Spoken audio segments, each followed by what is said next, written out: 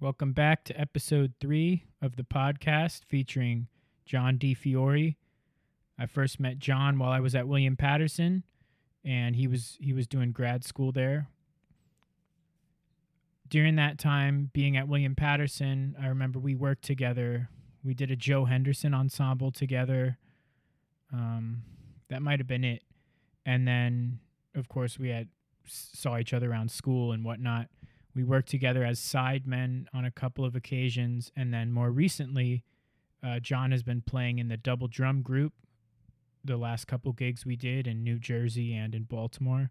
So I wanted to have Jon on here because I know he leads a band. He's got a couple records out, so we could talk about some of that stuff and his background. And here we go.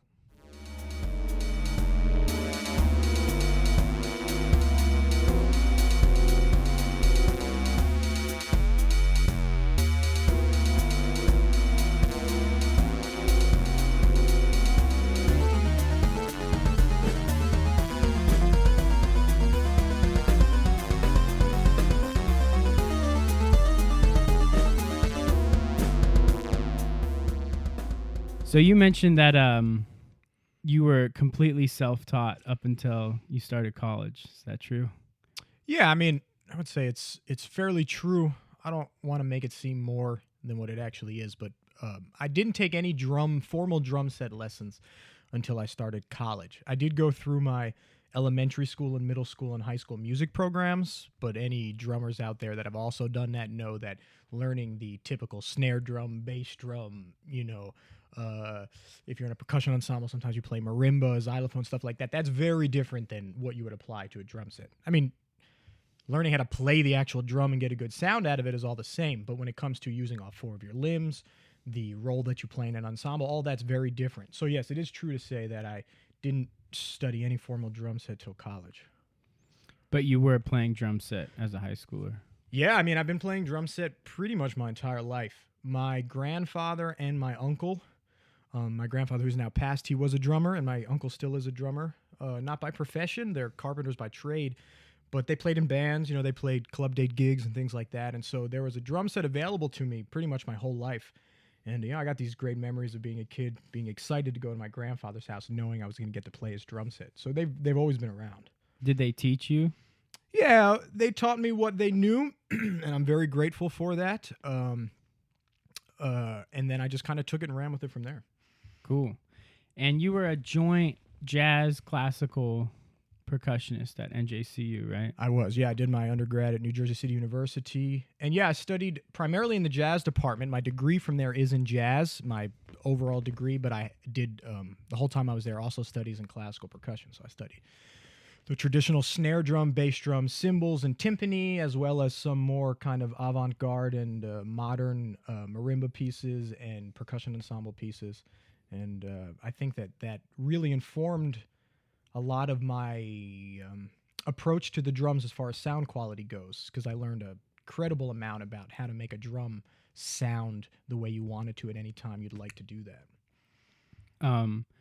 In what way? Like the tuning or? Yeah, some of it has to do with tuning. A lot of it has to do with touch, the approach of striking the drum, hand placement, the little subtleties that get good quality sound out of, say, a snare drum or a cymbal.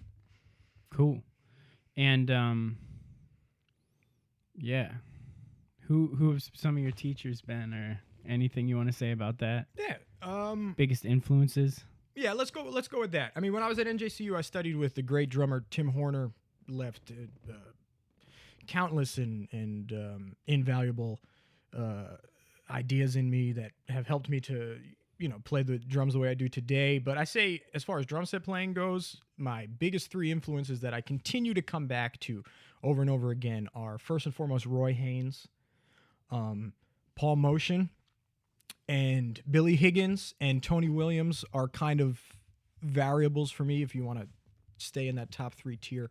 But definitely Roy Haynes and Paul Motion have left a huge impact on my approach to the drums. Which of those guys did you hear first? Roy Haynes. In fact, the record with Chick Corea and Miroslav Vitus and And Roy Haynes, Now He Sings, Now He Sobs, was a game changer for me. I heard that record when I was 18, and I remember putting it on and laying in my bed and listening to it and thinking to myself, I didn't know music could sound like this. And the way Roy Haynes was playing the drums on that recording just blew my mind. And that was the beginning of it for me right there. Cool. So up until that time, had you just been playing all kinds of music, and then that's what got you more into jazz, or were you one of those kids just kind of in jazz band for the class, or did you like really want to be there? You were checking out. I think it's a little bit of both. I think originally I joined the jazz ensemble in high school because I wanted to play drum set in an ensemble, and get away from that traditional percussion thing. Right. But through doing that, I just learned to really love the music and have this, thirst to learn more and be better at it. My grandfather listened to a lot of the swing era music. He was a big Gene Krupa fan, Benny Goodman, and he would play me, those recordings when I was a kid, Louis Prima and stuff like that. But when I got into like middle school and high school, that was like old timer music for me. I didn't really want too much to do with it, to be honest. And I listened to a lot of what my parents listened to, the Beatles and Pink Floyd and Led Zeppelin. And, my mom was into like the B-52s and Madonna, pop music and stuff like that, Billy Idol. So Elton John. And I listened to a lot of that. In high school, I was in rock bands. I played a bunch of that stuff. But it was really through my high school jazz ensemble, like you're talking about, where I joined it to be a part of the ensemble and play some drum set. But through that, I really learned to appreciate some of that music my grandfather had showed me as a child. So who first showed you that Chick Corea record? Tim Horner. He had recommended, my knowledge of jazz drummers were pretty limited going into college. So he had pointed me in a direction of some guys to listen to, and that record was on the list of stuff. And it was the first one that I went out and got, and it just really changed things. Cool. So we've got some recordings here.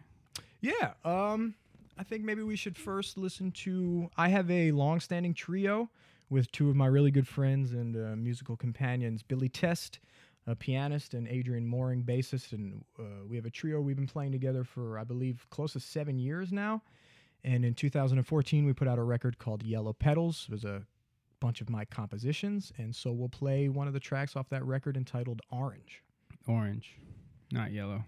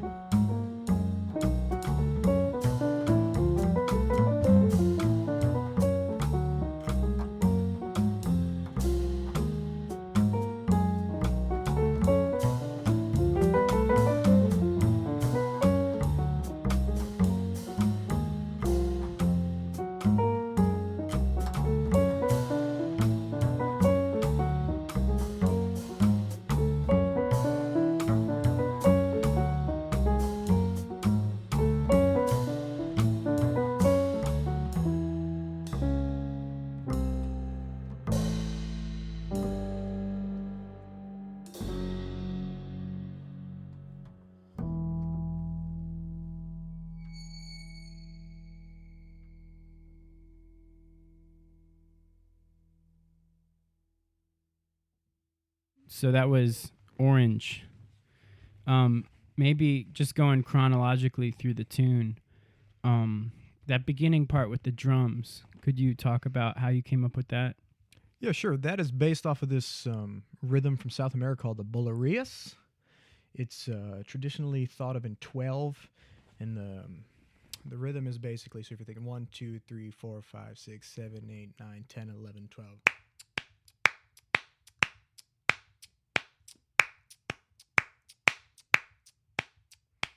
1, 2, 3, 4, 5, 6, 7, 8, 9, 10, 11, 12.